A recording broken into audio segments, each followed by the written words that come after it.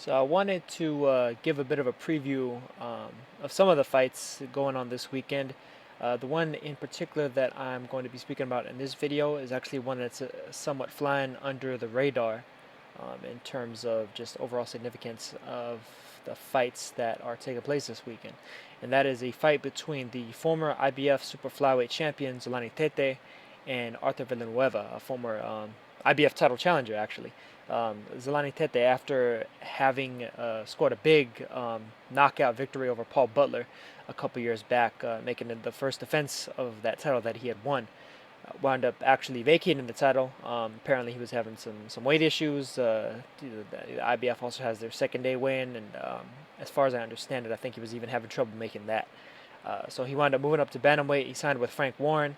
It seemed like a pretty good idea at the time, but at the same time, his career is largely stalled due to that whole signing, that whole situation, and he just hasn't necessarily gotten the fights that he was looking for. He did get offered a fight with Guillermo Rigondeaux last year. Wound up basically turning that idea down due to the fact that he doesn't want to be fighting at 122 pounds. He was, I guess, still even feeling like he could still make 115. But this fight coming up here against Villanueva is actually going to be at 118 still. And these are the two top fighters in the WBO rankings. The WBO champion currently is Marlon Tapales. Really good fighter, but a fairly vulnerable one. I wouldn't necessarily say quite as vulnerable as the IBF champ Lee Haskins, but I think he's just kind of in the bottom half in terms of the championship picture. I'd say that the likes of Yamanaka, Zakianov, the Payanos out there are rate a little bit higher in terms of actual difficulty and Jamie McDonald as well, in terms of actual difficulty of defeating them in order to get one of those world championships, one of those illustrious titles, in order to truly make a name for yourself and actually get paid a bit more than probably twice or three times as much as you otherwise would, especially at the lower weight classes. But Tete versus Villanueva, I think, is a really good fight. Basically, after Tete had originally vacated that title that I was speaking about before, the IBF 115, it wound up being McJoe Arroyo, the brother of McWilliams Arroyo, the one that fought Chocolatito, wound up fighting for the vacant title against Arthur Villanueva. Arroyo wound up defeating Villanueva. That was actually on a PBC card about, I want to say, 2 years ago, or a year and a half ago, something like that. And Arroyo wound up winning the technical decision because there was I believe it was a clash of heads that caused a headbutt on over Villanueva's one of his eyes, and they wound up going to the cards, and Arroyo was actually winning. He was actually winning by a much broader margin than I originally thought. I thought Villanueva was running them extremely close. I thought it was a really close fight between the two of them. Villanueva, I thought, was He's a pretty defensively sound guy, fairly slick guy, southpaw as well. But Villanueva was able to largely hang with him and force him kind of out of that defensive shell quite a bit, and was able to land some pretty good clean shots from the outside. He had a little bit of a reach advantage and a slight height advantage as well. Villanueva is a really good fighter at kind of mixing it up to the body and the head. He's a really good body puncher. That actually might have kind of worked against him against Arroyo in terms of the actual scoring of that fight. But he's really good at kind of drawing a defensive fighter out of that shell in terms of forcing them to engage in offense. Tete is a guy that's definitely known as a knockout puncher. He has 20 knockouts and 24 wins. He does have 3 losses, but those losses were to very high-level fighters. Just generally speaking, he's a extremely good boxer himself. Very, very tall for the weight class. 5'9" with a 72-inch reach, or wingspan at the very least. And those, like I said before, those 3 losses. One of them was to Muridi Matalane, way back at flyweight when he was challenging for the IBF flyweight championship. I think a lot of that loss might have had to do with the fact that he was draining himself too much. For being as tall and as just muscular as the guy is, to be making 112 is absolute insanity. And he was actually doing fairly well against Matalane too. I believe that the video is still up. I'll just see if I can try and link it in the description if I find it. But he was doing fairly well against Matalane early, wound up kind of gassing out fairly quickly, and then Matalane kind of came on and dropped Tete in the 5th round on his way to stopping him. I don't remember if it was just a referee stoppage or if the Tete's corner might have thrown in the towel. It was one of the two. Can't remember off the top of my head though. It's been a while since I watched that fight. His other two losses were to the likes of Juan Alberto Rosas and Roberto Domingo Sosa. Two really high-level fighters, two guys that they themselves had challenged for world titles. Came up a little bit short in terms of actually managing to get over and manage to win those titles. Although Rosas actually did, he did manage to defeat Simpiwe Nakai, but then lost that title in his first defense against Christian Mijares. And funny enough is there's a bit of a boxing triangle going on with Rosas as well, because he did lose to Juan Carlos Sanchez Jr., who actually had a bit of a fight of the year candidate back in 2013 with Zolani Tete. Him and Sanchez, they dropped each other, I believe, twice each.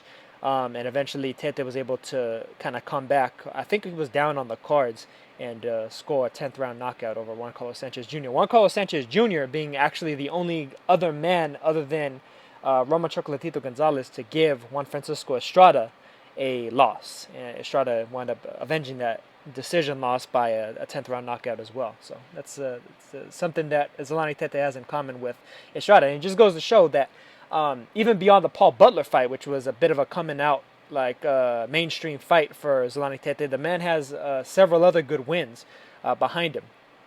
Other good wins at the world level, at the elite level, at super flyweight. Not necessarily quite as much at bantamweight, seeing as he's pretty much just recently started his campaign at bantamweight. But the wins that he has there are still fairly solid. The seventh round, 2 7th round TKOs over guys that are at the very least. I don't even want to say fringe contenders, but fairly legitimate contenders for one of the ABC belts at the very least. Villanueva, I think, is a slight step up from those guys. As I mentioned before, I thought he was giving Major Arroyo a lot of problems. He didn't, do the showcase the level of class and overall ability necessarily as Ajaro Nakaz did when Nakaz actually defeated Arroyo in order to get that belt.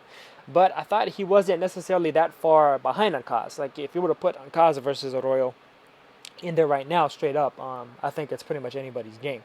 But in any case, I think this is a good fight between Tete and Villanueva. I think Villanueva stands a good shot at defeating Tete, particularly with his body work and his mix-ups to the body and the head. But overall, I still have to favor Zolani Tete to actually defeat Villanueva. I'm not necessarily sure if he's going to be able to stop him. If anything, I think that would probably come in the late rounds after him doing just a good amount of work, kind of putting everything together, working behind the jab and just shooting those power shots behind the jab. But if I had to be pressed, I'd say that I'd favor Tete to win a close decision over Villanueva.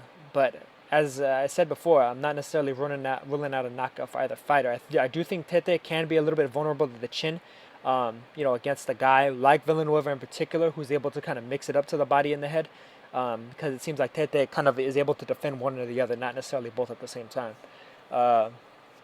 But at the same time, I do feel like his punches tend to be a little bit straighter, a little bit shorter, and more up the middle, as compared to Villanueva, who can get a tad wild at times.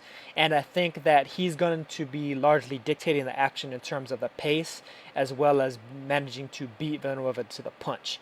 I just think that he'll be able to be the first striker, being able to get off his shots before Villanueva is able to truly respond. And I'm not necessarily sure if Villanueva is going to have a concrete response to every single time Tete is able to get those shots off, particularly because being the shorter fighter with the shorter reach, he's going to have to settle out just a little bit in order to get on the inside. But I mean, he's a guy that fights on his toes. He's very much on the balls of his feet and looking to generate that kind of explosive power from the outside coming in. So as much as I give him a great chance, I still just generally favor Tete to actually win this fight. And hopefully, if regardless of who wins, I'm hoping the winner winds up getting Marlon Tapales next. Tapales is going to be defending his title against Shohei Omori fairly soon. And I favor Tapales to beat Omori.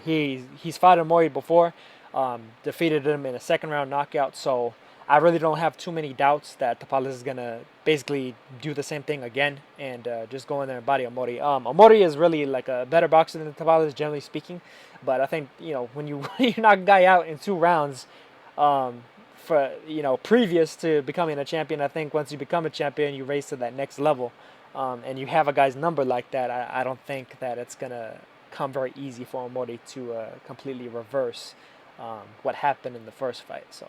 Uh, Tete or Villanueva versus Tapales, I think, is a fantastic fight. That'd be like another fight of the year type candidate, and I could potentially see Tete versus Villanueva being that type of a fight as well.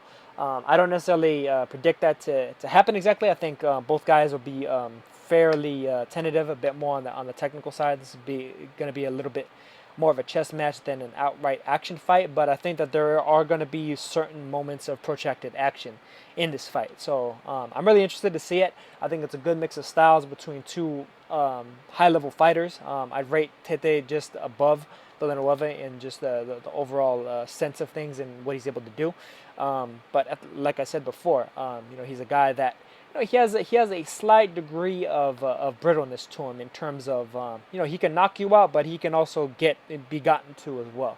So it'll be interesting to see exactly how that plays out and exactly where we can truly place him in the bantamweight rankings, because it seems like a lot of the bantamweights nowadays, it's like there's a certain degree of shakiness to the rankings, and it's almost like you could rank a number of different guys in the top 5 or even the top 10 at bantamweight outside of Yamanaka, who's really the clear boss of the division, the clear #1.